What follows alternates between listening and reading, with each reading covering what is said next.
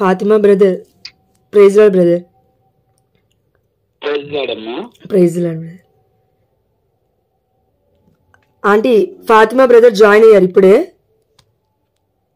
దేవుడి యొక్క వాక్య పరిచయం మనకు అందించడానికి జాయిన్ అయ్యారు. అదేవిధంగా ఈరోజు ఒక కొత్త సిస్టర్ జాయిన్ అయ్యారు. ఆ అక్క పేరు సంధ్య ఫ్రమ్ పెద్దపల్లి. అక్కడ తను చాలా ఫార్ అనమాట ఇక్కడ నుంచి.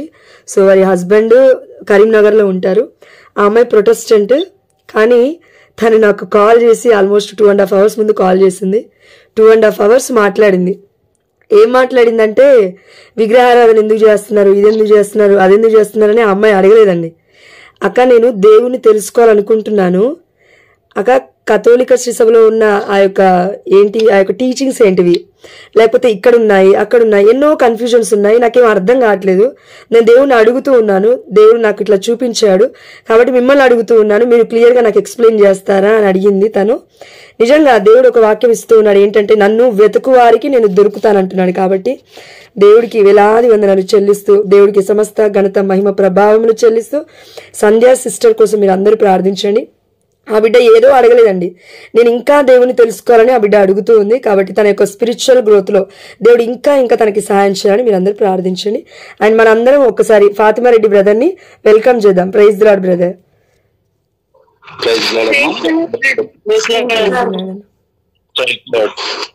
అది దేవుడు మనందరికీ గొప్ప జ్ఞానాన్ని ప్రసాదించి ఆ దేవాది దేవుని యొక్క దివ్య వాక్కును అనగా జీవము గల వాక్కును మనము ఆలకించినట్లయితే, లేదా పవిత్ర గ్రంథమైన బైబిల్ గ్రంథంని మనం చదివినట్లయితే ఆ జీవాన్ని ఆ దేవుడు మనకు ప్రసాదిస్తూ ఉన్నాడు దైవ బిడ్డలారా. కాబట్టి ఈ సమయంలో ఆ దేవాది దేవుడైన సర్వశక్తిమంతుడైన సర్వేశ్వరుడు ఈ సాయంకాల సమయంలో మనతో మాట్లాడడానికి మన మధ్యలోకే వచ్చి ఉన్నాడని మనం విశ్వసించినట్లయితే, ఆ దేవాది దేవుడు తన పరిశుద్ధ గల హస్తముతో మనల్ని తాకడానికి సిద్ధంగా ఉన్నాడు దైవ బిడ్డలారా. మీ అందరినీ కూడా నేను ఒక చిన్న రిక్వెస్ట్ చేస్తూ ఉన్నాను. ప్రతి ఒక్కరు కూడా బైబిల్ గ్రంథాన్ని మీ దగ్గర పెట్టుకోండి. చదివే ప్రతి వాక్యాన్ని కూడా క్షుణ్ణంగా పరిశీలించండి. వాక్యంలో ఏవి వ్రాయబడి ఉన్నదో పరీక్షించండి. దేవుడు మాట్లాడే మాటను మనం ఎంతగా విశ్వాసముతో ఆలకిస్తామో, దేవాది దేవుడు ఆ దేవాది దేవుని యొక్క కృపావరములు మన పైన అంత హేరాళంగా ఉంటాయి దైవ బిడ్డలారా. దయచేసి మరోసారి చెప్తూ ఉన్నాను, బైబిల్ గ్రంథాన్ని ప్రతి ఒక్కరు కూడా తెరిచి చూడండి. మనం ఇప్పుడు ధ్యానించుకోబోయే అంశము చాలా ముఖ్యమైనది. మనము తల్లిని ప్రేమిస్తూ ఉన్నాము, కానీ కొందరు మరియ తల్లిని ప్రేమించలేకపోతున్నారు. కారణం ఏంటి? ఆమె పరలోక భూలోక మాత అని క్రైస్తవ కథోలికులు మాత్రమే విశ్వసిస్తున్నారు. కథోలికేతర క్రైస్తవులు మాత్రము విశ్వసించలేకపోవడానికి కారణం ఏంటి అనేది మనం ఈ వాక్య ధ్యానాంశంలో క్షుణ్ణంగా తెలుసుకునే ప్రయత్నం చేద్దాము. దానికంటే ముందుగా ఒక రెండు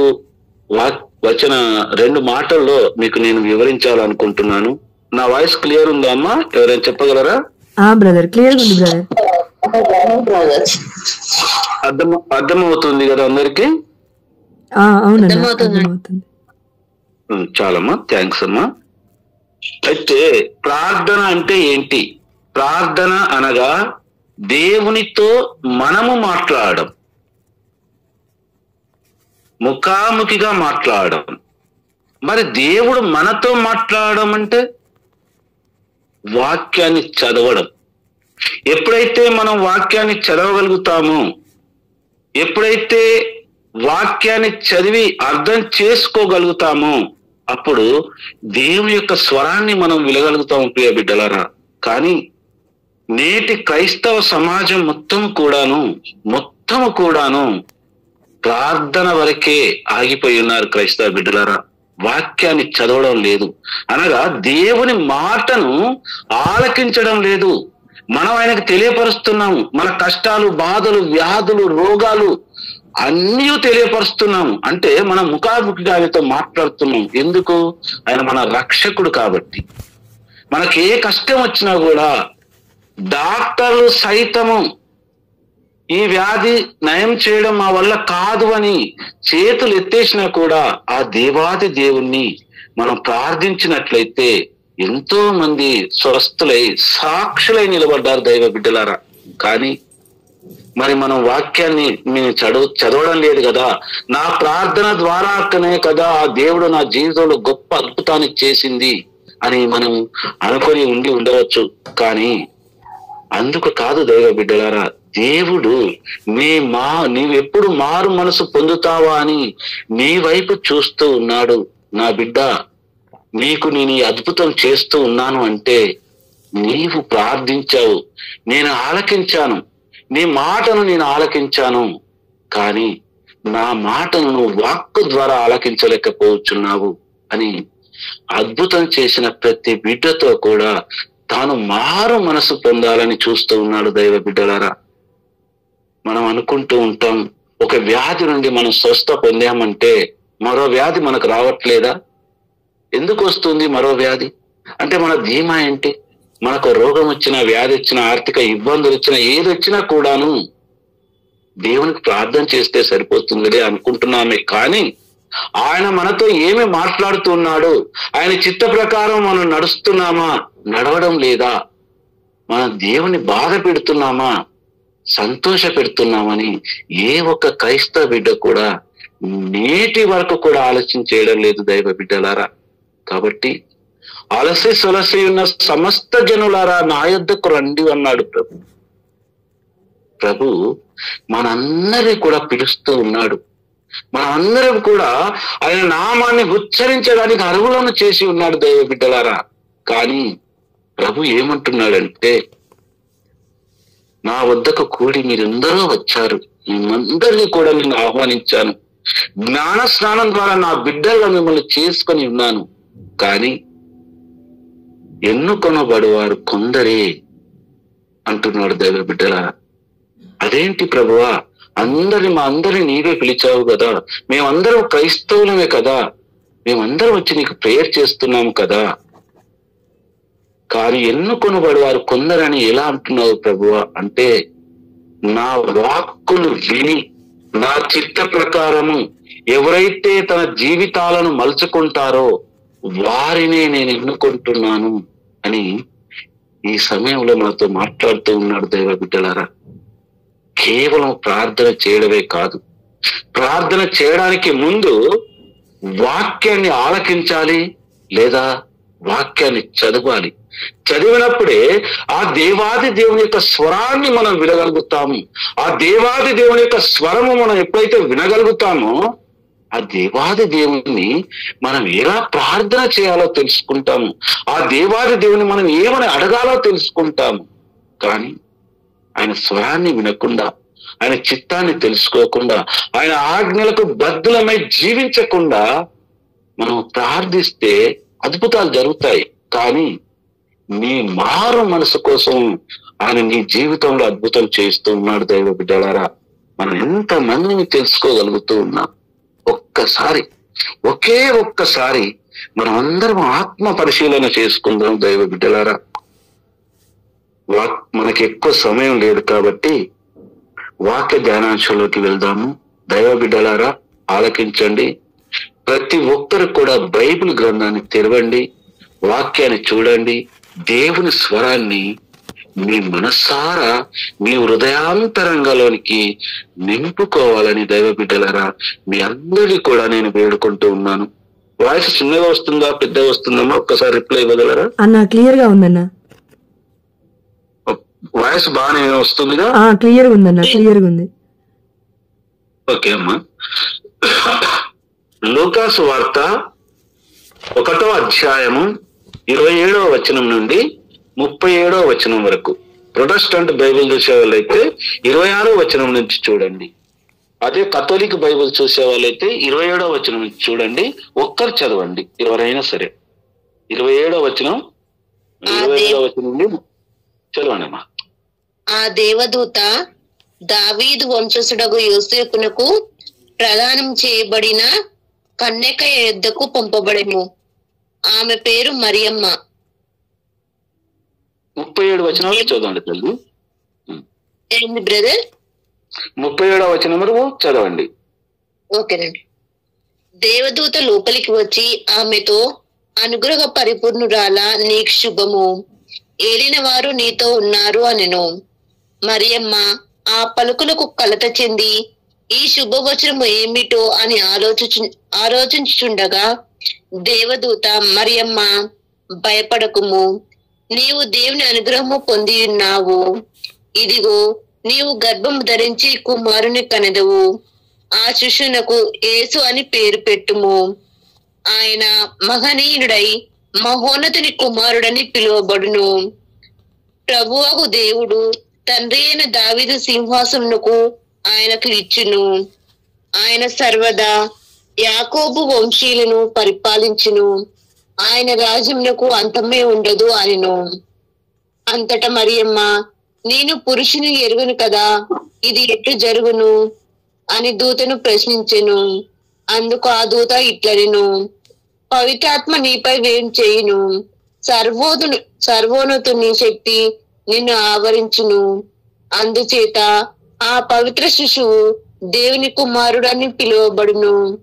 నీ చుట్టమగు ఎలిజబెతుని చూడుము, ఆమెకు వయసు మళ్ళినది కదా, గొడ్రాలైన ఆమె గర్భం ధరించి ఇది 6వ మాసము.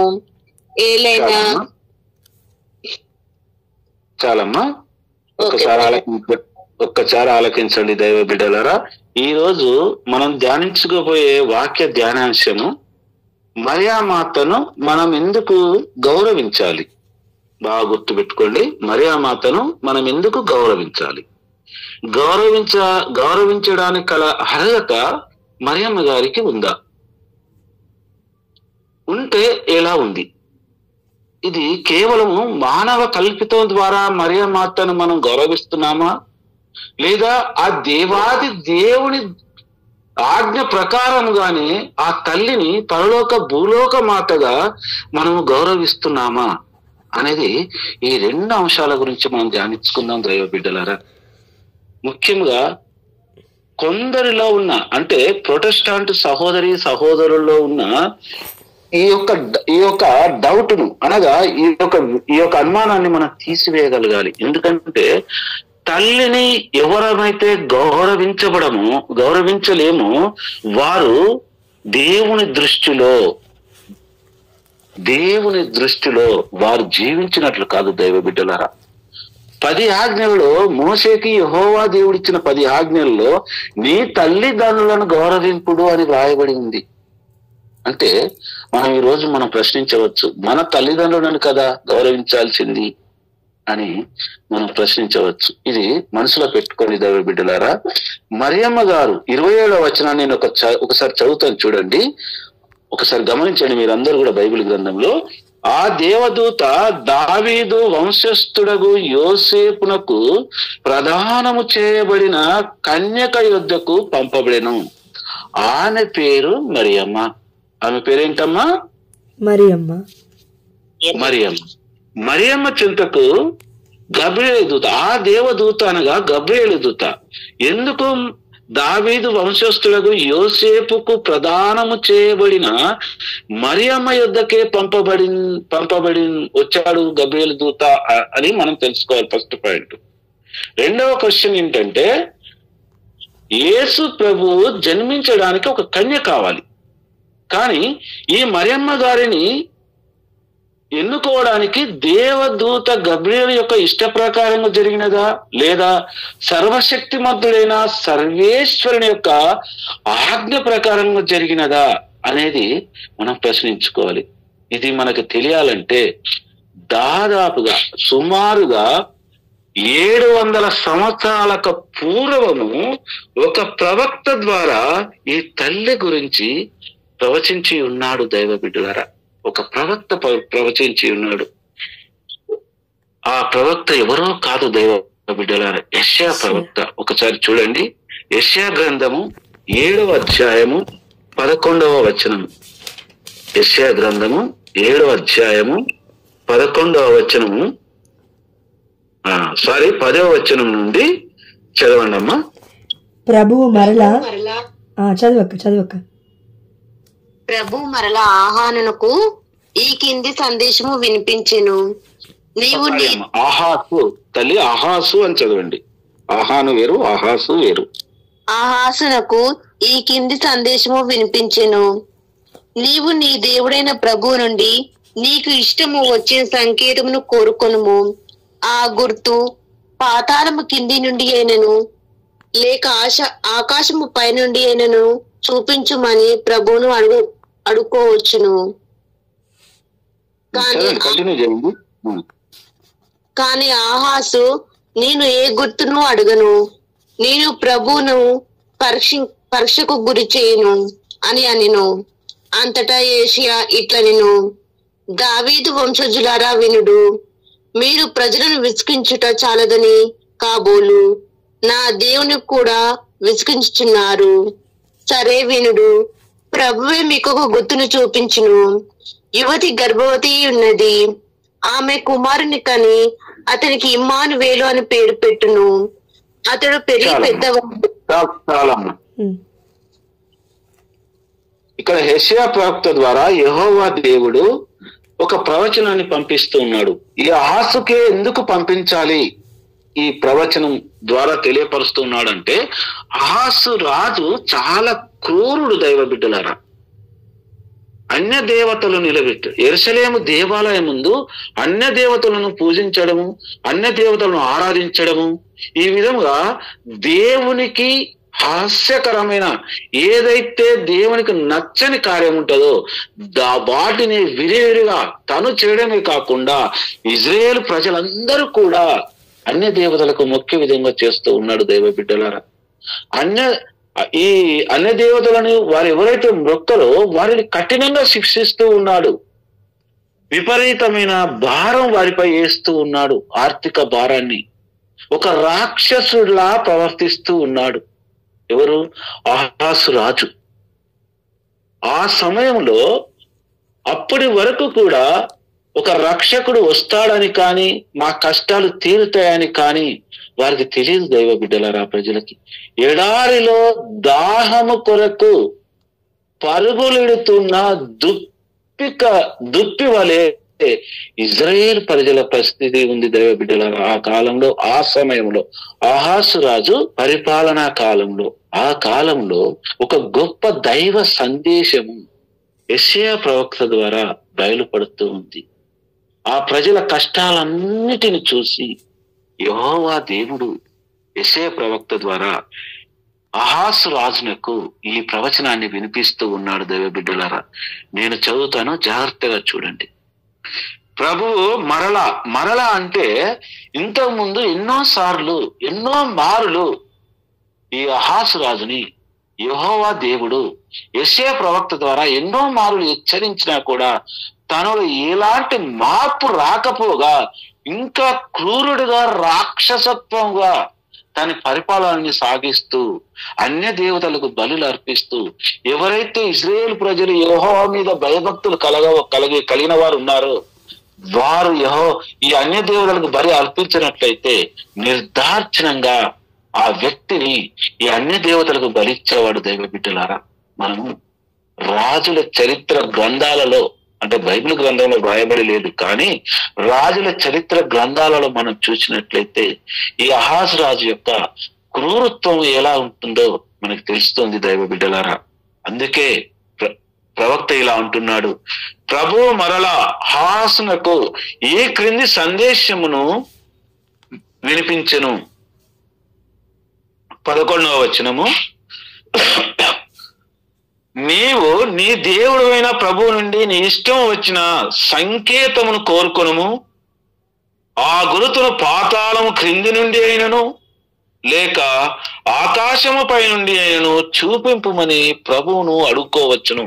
ఈ మాట యెషయా ప్రవక్త ఆహాసు రాజుతో అంటూ ఉన్నాడు. యెహోవా దేవుని యొక్క ప్రవచనముగా ప్రవశిస్తూ ఉన్నాడు. అప్పుడు ఆహాసు రాజు వెటకారంగా, వ్యంగ్యంగా ఏమంటున్నాడంటే, ఒకసారి ఆలకించండి. కానీ ఆహాసు ఈ విధంగా అంటున్నాడు, నేను ఏ గుర్తును అడగను. ఇది అహంకార పూరితమైన మాటలు అన్నమాట దైవ బిడ్డలారా. నేను ప్రభువును పరీక్షకు గురి చేయను అనిను. అప్పుడు విపరీతమైన కోపం వస్తుంది యెషయా ప్రవక్తకి. అప్పుడు యెషయా ఇట్లనెను, దావీదు వంశరాజులారా వినుడు. ఇది హెచ్చరిక దైవ బిడ్డలారా. ఒక ఆహాసుని మాత్రమే అనడం లేదు ఇక్కడ.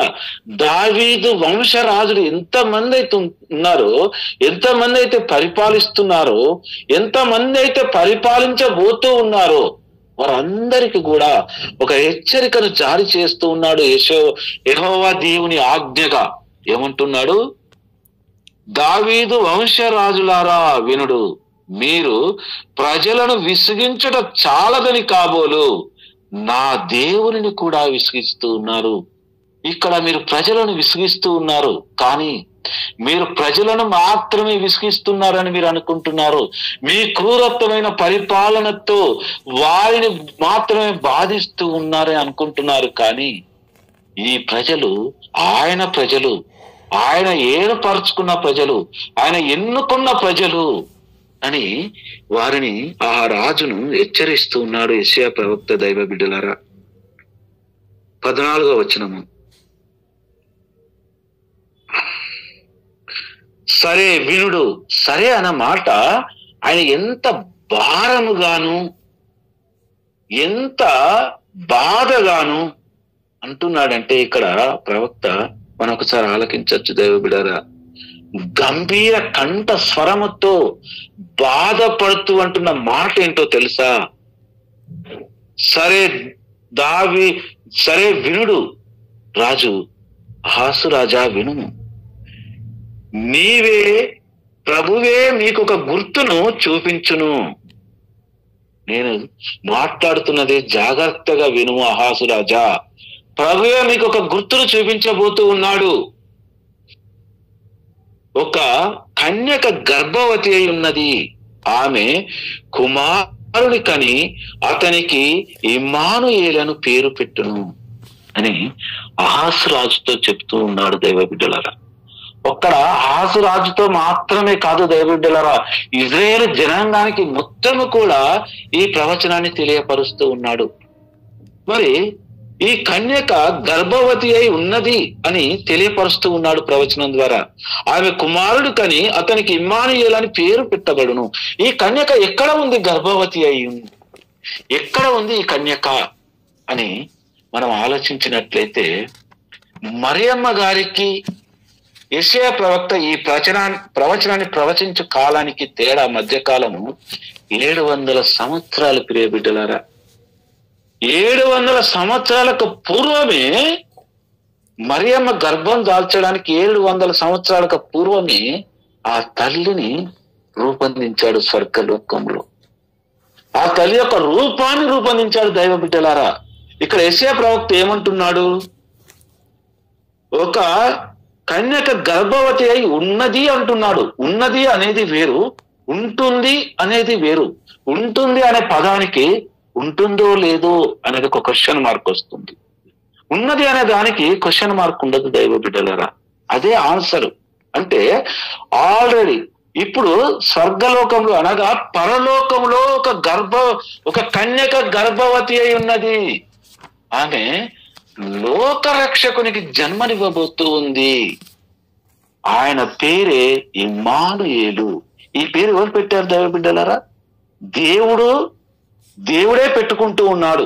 తన కుమారునికి సర్వశక్తిమంతుడైన సర్వేశ్వరుడే ఇమ్మానుయేలని 700 సంవత్సరాలకు పూర్వమే నామకరణం చేసి ఉన్నాడు దైవ బిడ్డలారా. ఆ కన్యక గర్భవతి అయి ఉన్నది అంటే ఆమెకు ఒక రూపం ఉన్నట్టే దైవ బిడ్డలారా. మరియమాత రూపాన్ని 700 సంవత్సరాలకు పూర్వమే రూపొందించున్నాడు పరలోకంలో.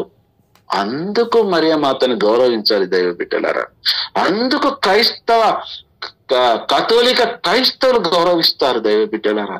ఇది మానవ సంకల్పం కాదు, ఇది మానవ కల్పితం కాదు, కట్టుకథ కాదు దైవ బిడ్డలారా.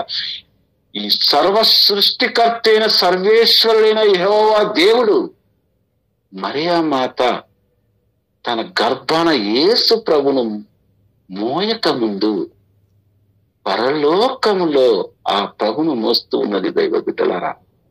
అదే ప్రవచనాన్ని యెషయా ప్రవక్త ద్వారా అహాసు రాజుకు, ఇజ్రాయేల్ జనాంగానికి, ఒక రక్షణ కోసం ఎదురు చూస్తున్న ఇజ్రాయేల్ జనాంగానికి ఒక గొప్ప ఊరట దైవ బిడ్డలారా. వారు ఈ వాక్యాన్ని ఎప్పుడైతే యెషయా ప్రవక్త ద్వారా నోటి ద్వారా వారు ఆలకించారో, ఇజ్రాయేల్ జనమంతా కూడా సువర్ణ అక్షరాలతో రాసుకున్నారు దైవ బిడ్డలారా. ఎక్కడో తెలుసా? తన హృదయాల పైన నాకొక రక్షకుడు రాబోతూ ఉన్నాడు, ఒక కన్య ద్వారా రక్షకుడు రాబోతూ ఉన్నాడు, మా ఈ బంధకాలను విడిపించబోతూ ఉన్నాడు అని వారిలో ఎంతో సంతోషం దైవ బిడ్డలారా. నా వాయిస్ క్లియర్ ఉందా అమ్మా? ఎస్ అన్నా, క్లియర్ ఉందన్నా. సరే అమ్మా. అయితే ఎంతో మంది కన్యలు, 700 సంవత్సరాలుగా ఎంతో మంది కన్యలు వివాహం చేసుకోకుండా ఆ లోక రక్షకుడు నా కడుపునే ఉదయిస్తాడేమో అని నిరీక్షిస్తూ ఎన్నో వేల మంది కన్యలు కన్యగానే మరణించారు దైవ బిడ్డలారా. ఎంత నిరీక్షణ ఒక్కసారి ఆలోచించండి దైవ బిడ్డలారా. గబ్రియేలు దూత దేవుడి యొక్క ప్రణాళిక ప్రకారము తల్లి మరియ దగ్గరికి రావడం జరుగుతుంది దైవ బిడ్డలారా. 700 సంవత్సరాలకు పూర్వము పరలోకములో గర్భవతి అయి ఉన్నది అని యెషయా ప్రవక్త పలికిన ప్రవచనమే ఈ తల్లి గురించి దైవ బిడ్డలారా. అనగా మరియా మాత యొక్క తాతలు, ముత్తాతలు ఆ తాతలు కూడా జన్మించి, జీవించి, మరణించక పూర్వమే మరియా మాత స్వర్గలోకంలో ఉంది దైవ బిడ్డలారా. అందుకు గౌరవించాలి ఆ తల్లిని మనం, అందుకు గౌరవించాలి దైవ బిడ్డలారా. ఇంకా మనం యేసుక్రీస్తు పుట్టుక దాకా కూడా రాలేదు. యేసుక్రీస్తుకు జన్మనిచ్చింది కాబట్టి ఆ మరియ తల్లిని మనం గౌరవించాలి అని చెప్పడం దాకా కూడా ఇంకా మనం రాలేదు దైవ బిడ్డలారా. ఇది ఒక దైవ ప్రణాళిక. 700 సంవత్సరాలు ఇజ్రాయేలు ప్రజల యొక్క నిరీక్షణ దైవ బిడ్డలారా. రక్షకుడు వస్తున్నాడు, మా కష్టాలు తీరుతాయి, సాక్షాత్ ఆ దేవాది దేవుని యొక్క దైవ కుమారుడే మనల్ని రక్షించడానికి రాబోతున్నాడు అనే నిరీక్షణ ఎంత గొప్పదో ఒక్కసారి మన మనస్సులో కళ్ళు మూసుకొని ఒక్కసారి ధ్యానించండి దైవ బిడ్డలారా. ఆ నిరీక్షించిన ఆ బిడ్డలు కన్యకగా ఉండి మరణించిన బిడ్డలందరూ కూడా ధన్యులే దైవ బిడ్డలారా. వారు ఎంతో భక్తి విశ్వాసాలతో, దైవ భయముతో వారి జీవితాలను అంకితం చేసుకొని కన్యకగానే మరణించి ఉండవచ్చు దైవ బిడ్డలారా. ఆ లోక రక్షకుని కోసము ఎంతమంది కన్యలు ఎదురు చూశారు, ఎంతమంది కన్యలు వారి జీవితాన్ని త్యాగం చేసుకొని ప్రార్థన చేసి ఉంటారు దైవ బిడ్డలారా. దైవ వాక్కును ఆలకించి ఉంటారు దైవ బిడ్డలారా. ఒక్కసారి ఆలకించండి. మరియా మాత యెషయా గ్రంథాన్ని, ధర్మశాస్త్ర గ్రంథాన్ని ఎన్నోసార్లు చదివి ఉండవచ్చు. ఈ ప్రవచనాన్ని కూడా మరియా మాత చదివి ఉండవచ్చు. కానీ ఆ తల్లికి తెలియదు, నేనే ఆ దేవాది దేవుడు ఎన్నుకున్న లోక రక్షకునికి జన్మనివ్వబోతున్న ధన్యురాలను నేనే అని ఆ తల్లికి తెలిసి ఉండకపోవచ్చు దైవ బిడ్డగా. కానీ బైబిల్ గ్రంథంలో ఆ తల్లి యొక్క విశ్వాసాన్ని గురించి గాని, ఆ జీవిత విధానాన్ని గురించి గాని గబ్రియేలు దూత వచ్చే వరకు కూడా ఎక్కడ కూడా రాయబడి లేదు దైవ బిడ్డలారా. కానీ వంశకర్తలలో ఆమె పేరు ఒక్క చోటనే మాత్రం రాయబడి ఉంటుంది. మరి ఆ తల్లిలో ఉన్న ఘనత ఏంటి? ఆ తల్లి ఏమన్నా గొప్ప ఐశ్వర్యవంతురాలా, లేదా ఒక రాజు కుమార్య అంటే ఏది కాదు. ఒక పేదరాలు దైవ బిడ్డలారా, పేదరాలిని ధన్యురాలిగా చేయడానికి దేవుడు 700 సంవత్సరాలకు పూర్వమే ఆ తల్లిని రూపొందించున్నాడు దైవ బిడ్డలారా. అందుకే కదా ఆ తల్లిని మనం గౌరవిస్తూ, అందుకే కదా ఆ తల్లి యొక్క మధ్యస్థ ప్రార్థనను మనం కోరుకుంటూ ఉన్నాము. అందుకే కదా ఆ తల్లి మన గృహాలలో ఉండాలని మనము ఎంతగానో ఆశపడుతున్నాము దైవ బిడ్డలారా. ఒక్కసారి ఆలోచించండి. మొదటి వచనం 27వ వచనం చదవడమ్మా. లూకా సువార్త 1వ అధ్యాయం 27వ వచనం. ఇంతకు ముందు మనం చదువుకున్న వాక్యాలే. ఆ దేవదూత దావీదు వంశస్థుడగు యోసేపునకు ప్రదానము చేయబడిన కన్యక యొద్దకు పంపబడిను. ఆమె పేరు మరియమ్మ. చాలమ్మా. ఇప్పుడు ఆ దేవదూత ఎవరు చెప్తే వచ్చింది మరియమ్మ గారి దగ్గరికి? ఇది ఒక ప్రణాళిక కదా. ప్రధానులలో ముఖ్యుడైన గబ్రియేలు దూత, ముగ్గురిలో ముఖ్యుడైన గబ్రియేలు దూత. ఎవరండి ముగ్గురు? రఫాయేలు దూత, మిఖాయేలు దూత, గబ్రియేలు దూత. వీరు ముగ్గురు ప్రధానులు దేవదూత అందరిలో కల్లా. అందులో ఒక దేవదూత ఎవరు? గబ్రియేలు దూత. లోక కళ్యాణార్థము ఆ దేవాది దేవుడు గబ్రియేలు దూతను దీనురాలైన మరియమ్మ గారి దగ్గరికి పంపిస్తూ ఉన్నాడు. 700 సంవత్సరాల క్రితము పరలోకంలో గర్భవతి ఉన్న ఈ మరియమ్మ గారే ఆ కన్య దైవ బిడ్డలారా. నేను వాక్య ప్రకారమే చెబుతూ ఉన్నాను. ఇందులో ప్రొటెస్టాంట్ సహోదరులు ఉండి ఉండవచ్చు. మీరు వాక్య ప్రకారం గమనించండి. నేను చెప్పేది ఏది కూడా కట్టుకథ కాదు దైవ బిడ్డలారా. వాక్యం టు వాక్యం, అక్షరం మీకు వివరిస్తూ ఉన్నాను. నేను చెప్పేది ప్రసంగం కాదు దైవ బిడ్డలారా, వాక్య పరిచర్య. ఆ దేవాది దేవుడు నాకు ఏ వాక్యాన్ని అయితే ఇచ్చాడో, ఈ వాక్యాన్ని నా బిడ్డలకు నువ్వు తెలియపరచు నీ ద్వారా అని ఇచ్చాడో, ఆ వాక్యాన్ని, దేవుని వాక్యాన్ని మీకు తెలియపరుస్తున్నాను దైవ బిడ్డలారా.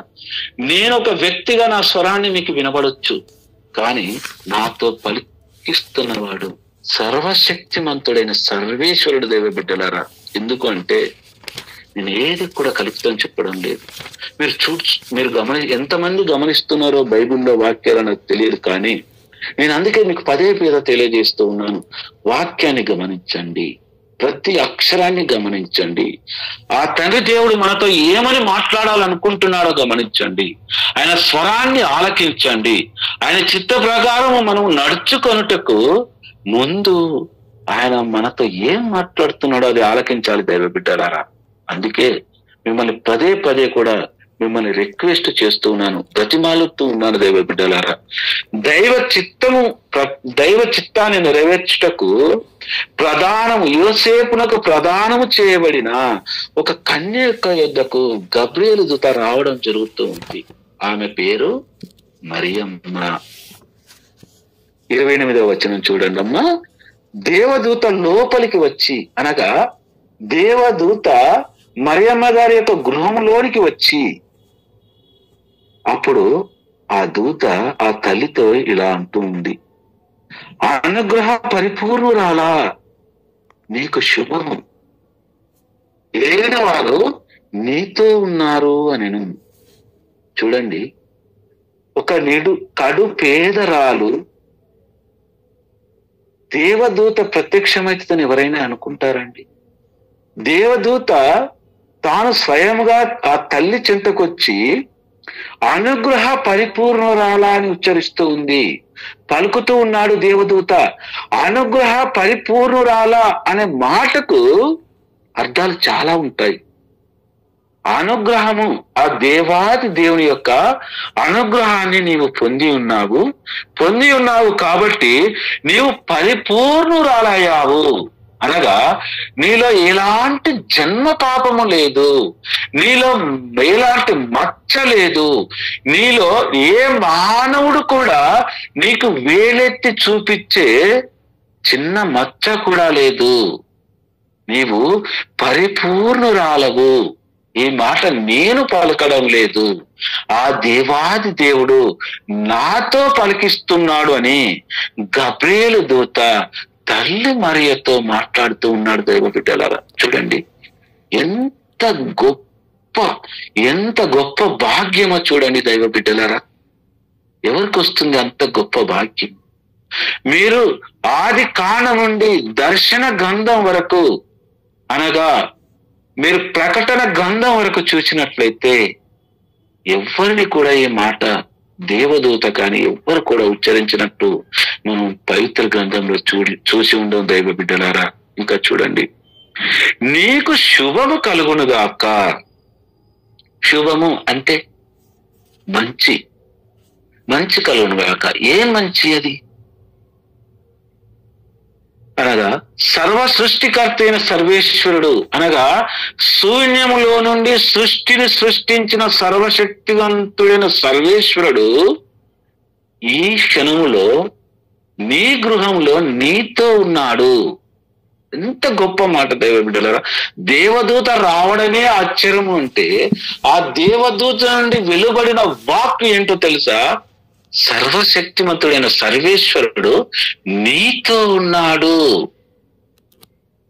ఈ వందన వచనాలను గబ్రియేలు దూత, ప్రధానుడైన గబ్రియేలు దూత తన శిరమును వంచి ఒక సామానురాలైన మరియకు, మానవ మాత్రులైన మరియకు తన శిరమును వంచి అనుగ్రహ పరిపూర్ణురాల నీకు శుభము అని వందన వచనాలు తెలియపరుస్తున్నాడు దైవ బిడ్డలారా. అంటే మరియమాత ఎక్కడ వరకు ఎత్తబడి ఉంది? మరియమాతను దేవాది దేవుడు ఎక్కడ వరకు ఎత్తబడేలా చేశాడు దైవ బిడ్డలారా. ఒక్కసారి ఆలకించండి. ఆమె ఒక దీనురాలు, సామాన్యురాలు. గబ్రియేలు దూత ఆమె గృహానికి రాక మునుపు మరియమ్మ గారి అంటే ఎవరికి తెలియదండి. ఇజ్రాయేల్ ప్రజల్లో, యూదా ప్రజల్లో ఆ పక్కిటి వారికి, వారి చుట్టుపక్కలకు మాత్రమే తెలుసు కావచ్చు. దైవ బిడ్డలారా, నేను చిన్న ఎగ్జాంపుల్ చెప్తాను. ఈరోజు జ్యోత్స్న సహోదరి గారు మనకి ఎవరికి తెలుసు? ఈ మీటింగ్ ఏర్పాటు చేయక మునుపు ఈ సహోదరి ఎవరో మనకు తెలుసా? మనకెవ్వరికి తెలియదు. ఈ మీటింగ్ ద్వారా మరియు యూట్యూబ్ ద్వారా చాలా మంది ఆమె వాక్యాన్ని ఆలకిస్తున్నారు. ఆమె ఎవరో తెలియదు కావచ్చు, కానీ ఆమె స్వరం తెలుసు, ఆమె పేరు తెలుసు. ఆ విధంగా వాక్యాన్ని, ప్రార్థనని పలాని గ్రూప్ మీటింగ్ లో చాలా బాగుంటది అనేది ఇంతమంది మనం ఈ గ్రూప్ మీటింగ్ లో 26 మెంబర్ జాయిన్ అయ్యామంటే ఎందుకు అయ్యాం దైవ బిడ్డలారా? ఆ బిడ్డ ఎవరో మనకు తెలియదు. మీలో కొంతమంది తెలిసి ఉండొచ్చు, నేనే ఫస్ట్ టైం కాబట్టి చెప్తున్నాను. కానీ ఆమె స్వరం ద్వారా దేవుని యొక్క స్వరాన్ని ఆలకిస్తున్నాము. కానీ మనం ఆలకించేది ఆమె స్వరాన్ని కాదు దైవ బిడ్డలారా, దేవుని స్వరాన్ని. అదేవిధంగా మరియమ్మ గారు కూడా తన చుట్టూ ఉన్న వారికి, ఆ ప్రాంతంలో ఉన్న వారికి, అంటే వారి చుట్టుపక్కల ఇళ్ళ వారికి కానీ వారి బంధుమిత్రులకు మాత్రమే తెలుసు కావచ్చు. కానీ అలాంటి ఒక తల్లిని, అలాంటి ఒక కన్యక దగ్గరికి గబ్రియేలు దూత వచ్చి ఏమంటున్నాడు? అనుగ్రహ పరిపూర్ణురాల నీకు శుభము.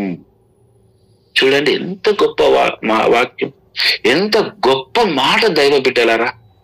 ఆమెకి వందన వచనాన్ని తెలియపరుస్తూ ఉన్నాడు అంటే ఆమె 700 సంవత్సరాలకు పూర్వము పరలోకములో గర్భవతి ఉన్నది కాబట్టి, మరియమ్మ గారు గర్భవతి ఉన్నారు కాబట్టి ఆమెకి శుభవచనాన్ని తెలియపరుస్తున్నాడు. అమ్మా, నీవు పరలోకంలో 700 సంవత్సరాలకు పూర్వం నుంచి గర్భవతి ఉన్నావు. ఇప్పుడు భూలోకంలో ఈ లోక రక్షకుణ్ణి, ఆ దేవాది దేవుని యొక్క కుమారుణ్ణి మనుష్యవతారముగా నీవు అందించనున్నావు రక్షణకర్తగా. అందుకు నీకు తల్లి శుభము. అందుకు నీవు అనుగ్రహ పరిపూర్ణురాలవు. నీవు జన్మ పాపం లేక నిన్ను ఆ దేవాది దేవుడు చేసి ఉన్నాడు అని గబ్రియేలు దూత వందన వచనాన్ని శుభవచనముగా పలుకుతూ, అంతేకాదు తల్లి, ఏలిన వారు నీతో ఉన్నారు. సర్వశక్తిమంతుడైన సర్వేశ్వరుడు సాక్షాత్తు నీతో ఉన్నాడు. ఇది గబ్రియేలు దూత యాదృచ్ఛికంగా పలకడం లేదు దైవ బిడ్డలారా. యెహోవా దేవుని ఆజ్ఞను శిరసావహించి పలుకుతూ ఉన్నాడు. ఇది మనం చాలా జాగ్రత్తగా మనం ఆలకించాలి దైవ బిడ్డలారా. గబ్రియేలు దూత తన స్వంతగా ఏ మాట కూడా పలకడం లేదు. ఈ రోజు నేను నా సొంత జ్ఞానంతో ఎలా అయితే నేను పలకడం లేదో, ఆ రోజు ఆ దూత కూడా ఆ విధంగానే తన జ్ఞానంతో పలికిన మాటలు కావు దైవ బిడ్డలారా. ఇది యెషయా ప్రవక్త ద్వారా 700 సంవత్సరాలకు పూర్వము అహాసు రాజుతో ఏ ప్రవచనైతే ప్రవచించాడో ఆ ప్రవచనము నేడు నెరవేరబోతూ ఉంది అమ్మా నీ గర్భంలో అని గబ్రియేలు దూత తెలియపరుస్తున్నాడు దైవ బిడ్డలారా. అందరూ ఆలకిస్తున్నారమ్మా? ఎస్ అన్నా, ఎస్ అన్నా. 29వ వచనం చూడండి అన్నప్పుడు. ఇప్పుడు మరియమ్మ ఆ పలుకులకు కలత చెంది, ఏ పలుకులు? అనుగ్రహ పరిపూర్ణురాలా నీకు శుభము, ఏలిన వారు నీతో ఉన్నారు అని గబ్రియేలు దూత పలికిన పలుకులకు కలత చెందడము అంటే ఆశ్చర్యము దైవ బిడ్డలారా. ఒక ఆశ్చర్య కార్యము మన ముందు జరిగింది అనుకోండి, మనకేం చేయాలో అర్థం కాదు. కలత చెందుతాము, తత్తరిల్లిపోతాము, మన నోటి వెంట మాట రాదు, మన కనురెప్పలు కూడా వార్చడానికి కూడా మనం అలాగే నిలబడిపోతూ ఉంటాయి దైవ బిడ్డలారా. అలాగే చూస్తూ ఉంటాము. ఆశ్చర్యకరమైన మాటలు మాట్లాడుతూ ఉన్నాడు గబ్రియేలు దూత. ఇదే మరియమ్మ గారిలో వచ్చి అనుకుంటూ ఉంది. ఒకే కనురెప్పలను వార్చకుండా ఆ దూత వైపు చూస్తూ ఆశ్చర్యపోతూ ఉన్నారు. ఈ శుభ వచనములు ఏమిటో అని ఆలోచించుండగా ఏమి చెప్పాలనుకుంటున్నాడు గబ్రియేలు దూత నాతో, ఆ శుభవచనం ఏంటి అని ఆ తల్లి కలత చెందుతూ ఉంది దైవ బిడ్డలారా. కలత అంటే ఇక్కడ భయపడడం అని కాదు దైవ బిడ్డలారా, ఆశ్చర్యము. ఏంటి నేను చూస్తున్నది? నా గృహంలోనికి గబ్రియేలు దూత వచ్చింది నిజమా కలనా? నేను వింటున్న మాటలు నేను కలలో వింటున్నానా, లేదా దర్శనం ద్వారా చూస్తూ ఉన్నానా, లేదా ముఖాముఖిగా దూతను ఒక మనిషిని చూసినట్టుగా చూస్తూ ఉన్నానా అనే కలత ఆ తల్లిలోకి వచ్చింది దైవ బిడ్డలారా. ఆ తల్లిలో ఏర్పడింది దైవ బిడ్డలారా. అందుకే ఆ శుభవచనం ఏమిటో అని ఆలోచించుండగా ఆమె నోటి గుండా మాట రావడం లేదు. ఆ తల్లి నోటి గుండా ఏమి అడగాలి ఆ దూతను, ఆ శుభవచనం ఏంటిదయ్యా అని అడగాలని కూడా ఆ తల్లికి నోరు రావడం లేదు దైవ బిడ్డలారా. ఆలోచన రావడం లేదు, కలత చెందుతూ ఉంది. అంతలోనే గబ్రియేలు దూత ఇలా అంటూ ఉన్నాడు, అమ్మా మరియమ్మ భయపడకుము, నీవు దేవుని అనుగ్రహమును పొంది ఉన్నావు.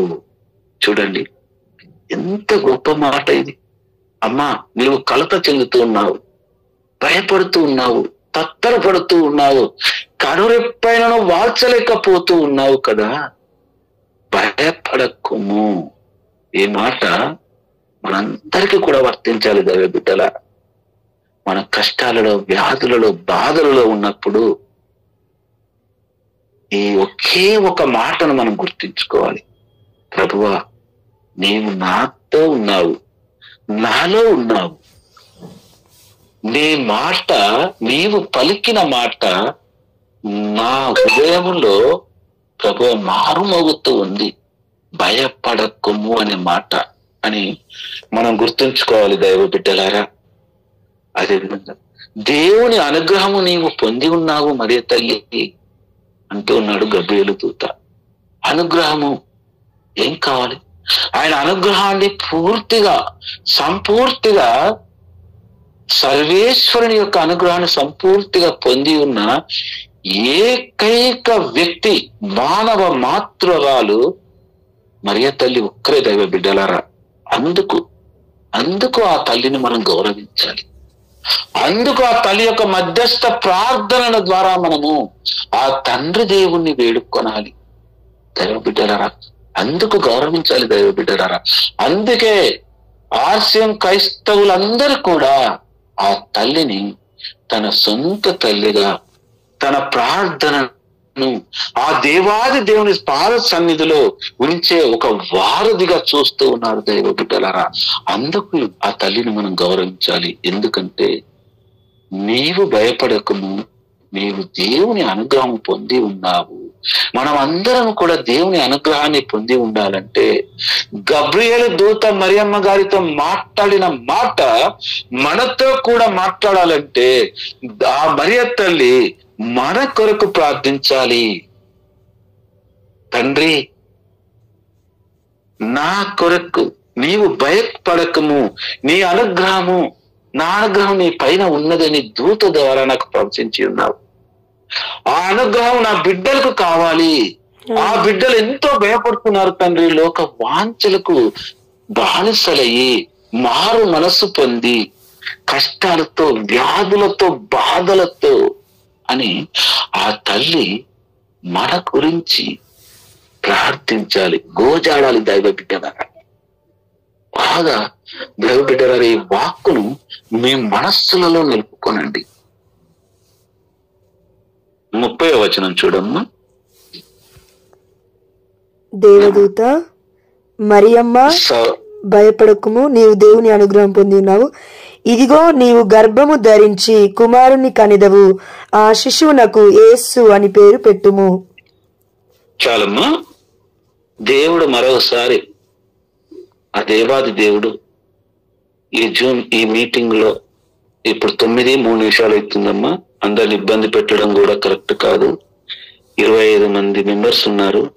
ఇప్పుడు వారు ఉద్యోగాలకని, పనులకని, వ్యాపారాలకని వెళ్ళి వచ్చి ఉంటారు. దేవుని యొక్క అనుగ్రహము నాకు ప్రసాదించినట్లయితే మీ ద్వారా నేను మరొకసారి ఈ వాక్యాన్ని కంటిన్యూ చేస్తాను తల్లి. ఇద్దరితో ఈ వాక్యాన్ని ముగించుకొని ఈ రోజు వరకు ఆ దేవాది దేవుణ్ణి ప్రార్థించుకుందాము. దయచేసి మీరందరూ కూడా ఆలకించండి. నేను ప్రేయర్ చేస్తాను. అమ్మ పరిశుద్ధ మాత, లోకమాత, పావని మాత, మరియా మాత, మేరీ మాత, గుణగల మాత, సాగరి మాత, ఫాతిమా మాత, వెలంకని మాత తల్లి, అమ్మా నీవు ధన్యురాలవు తల్లి. అనునిత్యము తల్లి నేను వేడుకొనిన ప్రతి బిడ్డ తరపున నేను ప్రార్థన చేస్తూ ఉన్నావు తల్లి. నీ శరణు కోరి నీ చింతకు వచ్చిన ఏ బిడ్డను కూడా నీ ఇప్పటి వరకు కూడా చేయి విడిచినది లేదు తల్లి. అమ్మా మేము నీకు మా విన్నపములను నీకు అర్పిస్తున్నాము తల్లి. నీ చింత నుంచుతున్నాము తల్లి. మా కొరకు ప్రార్థించమ్మా అని వేడుకుంటున్నాము తల్లి. అమ్మా మా ప్రతి ప్రార్థనను, మా ప్రతి కష్టాన్ని, మా ప్రతి అవసరతను, మా ప్రతి వ్యాధి బాధలను తొలగించుమని తల్లి ఆ దేవాది దేవుణ్ణి మేము వేడుకుంటున్న సమయంలో అమ్మా మీరు మాతో కలిసి మా గృహాలలో ఉండి తల్లి మా కొరకు తల్లి ఆ దేవాది దేవుని వేడుకుంటున్నారు తల్లి. అమ్మా మీ యొక్క మధ్యస్థ ప్రార్థన ఎంతో ఘనమైనది తల్లి. ప్రతి బిడ్డ కూడా తల్లి ఈ గృహంలో ఎంతో మంది బిడ్డలు జాయిన్ అయి ఉన్నారు తండ్రి. ఈ గృహంలో ఈ వారి గృహాలలో ఎన్ని కష్టాలు, ఇబ్బందులు, వ్యాధి బాధలతో, ఆర్థిక సమస్యలతో బాధపడుతున్నారు తల్లి. నీకే తెలియను తల్లి. ఆ దేవాది దేవుని చింత ప్రతి బిడ్డ ప్రార్థనను అర్పిస్తున్నాము తల్లి. అమ్మ మరియ తల్లి మా అందరి ప్రార్థన ఆలకించు తల్లి. సర్వ సృష్టికర్త అయిన సర్వేశ్వర, మా రక్షకుడైన యేసయ్య, మా ప్రతి ప్రార్థనలను కూడా మీ యొక్క పవిత్ర పాదాల చింతకు తెచ్చి ఉన్నాము తండ్రి. సకల పునీతులారా, పునీత అంతోని వారా, అమ్మ పరలోక భూలోక మాత మరియ తల్లి, పునీత జోచెప్ప గారా, మీ అందరి మధ్యస్థ ప్రార్థన ద్వారా మా ప్రార్థనలను యేసయ్య పరిశుద్ధ హస్తంలో ఉంచారని నిండు మనసుతో విశ్వసిస్తున్నాము తండ్రి. ఆమేన్. ఆమేన్. వాడండి. Can you give claps? Can you give claps, please? Everyone, please. నిజంగా ఒక్కసారి అందరు మ్యూట్ లో పెట్టుకోరా. మీ అందరికీ తెలుసు ఈరోజు ఒక గొప్ప అద్భుతం ఏంటంటే నేను ఎంత కాల్ చేసినా 20 మంది కంటే ఎక్కువ జాయిన్ అవ్వరు. ఆ విషయం మీ అందరికీ తెలుసు. ఈరోజు నేను చేసిన 1-2 times కాల్స్కే జస్ట్ ఒక్క రింగ్కే చాలా మంది, నిజం చెప్తున్నాను, 27 మంది జాయిన్ అయ్యారు. ఇది దేవుడి చిత్తం లేకుండా జరిగిందంటారా? లేదు కదా, దేవుడి చిత్తం ఉంది. అంటే అన్నయ్య ఎంత ప్రార్థించాడో మనందరి కోసం నాకు అర్థమవుతుంది. నిజంగా వామ్మో, సామాన్యమైన మాటలైతే కావండి. నిజంగా పరిశుద్ధాత్మ దేవుడు చాలా గొప్పగా మాట్లాడాడు అన్న ద్వారా. నిజంగా ఒక్కొక్క మాటకి ఎంత డీప్ మీనింగ్ ఉందంటే నిజంగా చెప్తున్నాను, నాకైతే షివరింగ్ వస్తుంది అన్నయ్య మాట్లాడుతుంటే. కాళ్ళు చేతులు వణుకుతున్నాయి. ఎందుకో నాకు తెలియదు కానీ అమ్మ మరియతల గురించి మాట్లాడుతుంటే ఏదో తెలియని ఒక బాధ అనమాట లోపల నుంచి. అంటే అమ్మ మరియ తల్లి గురించి ఇంకా తెలుసుకోవాల్సింది ఇంకా ఉంది, నాకు తెలిసింది ఇంకా ఇసుకంతే అని ఒక బాధ అనే చెప్తుంటే నాకు అర్థమైందండి. నిజంగా మన జ్ఞానము నిజంగా సరిపోదు. నిన్న మనం ఎండింగ్లో కూడా ఒకటి అనుకున్నాం కదా, అమ్మ మరియ తల్లి పరిశుద్ధురాలు, అమ్మ మరియ తల్లి పరిశుద్ధత గురించి మాట్లాడుకోవడానికి కూడా మనకు అర్హత లేదని. నిజంగా ఈరోజు అన్నయ్య కంటిన్యూ చేసిన వర్డ్ కూడా ఎంత వండర్ఫుల్గా ఉందంటే మీరు ఎంతమంది ఆ ఫీల్ అయ్యారో నాకైతే తెలియదండి. నిజంగా నాకైతే దేవుడే వచ్చి స్వయంగా మాట్లాడుతున్నట్లు అనిపించింది. నిజంగా థ్యాంక్ యూ అన్న, thank you so much. May God bless you. మేమందరం మీకోసం ప్రార్థిస్తామన్నా. ఫాతిమా అన్న, మేమందరం మీకోసం ప్రార్థిస్తాము తప్పకుండా. మా అందరి ప్రార్థనలు. థ్యాంక్ యూ అన్న. 27 మెంబర్స్ ని చూసి నేను కూడా షాక్ అయినా చూసిన. నిజంగా 22 మెంబర్స్ చూసి ఏంటి ఈరోజు ఇంతమంది జాయిన్ అయినారని షాక్ అయినా. Thank you brother, thank you very much. చాలా బాగా బోధించినారు మాకు. థ్యాంక్ యూ థ్యాంక్ యూ అమ్మా. థ్యాంక్ యూ అన్న.